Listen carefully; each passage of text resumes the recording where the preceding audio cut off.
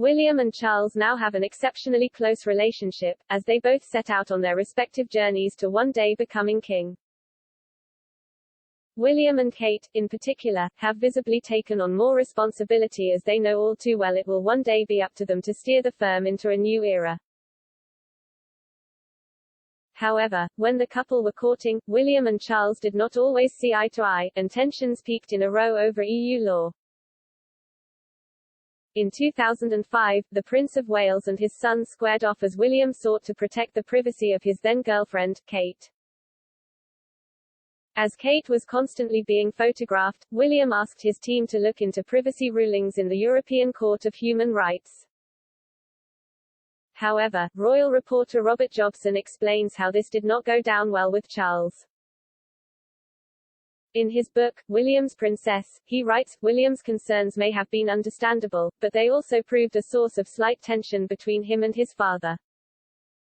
Charles sympathized with Kate's lot, but he felt recourse to the European Court of Human Rights was ill-advised and could open up a whole new can of worms for the royal family which, after all, depends on positive publicity for its very existence as a privileged, expensive and unelected institution. Besides, Charles has never been a great fan of laws that he views as all too often abused by the undeserving at the cost of the greater good, and to the detriment of his country's sovereign laws. He adds, William knew his father was uncomfortable with his proactive approach to the press and it was a source of some friction between them. Somewhat ironically, Charles relied on the European Convention on Human Rights to assert the legality of his second marriage, to Camilla Parker Bowles, that very same year.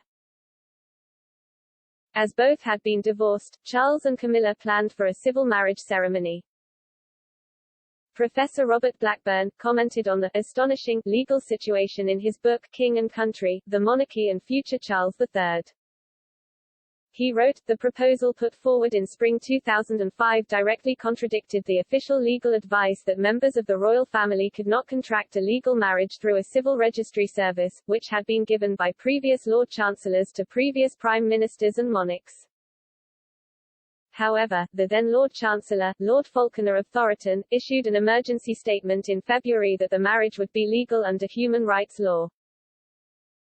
The decision was made after consultation with the European Convention on Human Rights, which established that the Prince of Wales had the right to marry, like anyone else in the UK, without restrictions imposed by the government. Writing in The Independent in 2005, chief political correspondent Marie Wolfe commented, the situation is ironic as Prince Charles railed against the Act in letters to Lord Irvine of Lairg, Lord Falconer's predecessor as Lord Chancellor. As part of a letter-writing campaign to the government, Prince Charles bombarded ministers with his thoughts. He suggested the Act betrays a fundamental distortion of social and legal thinking.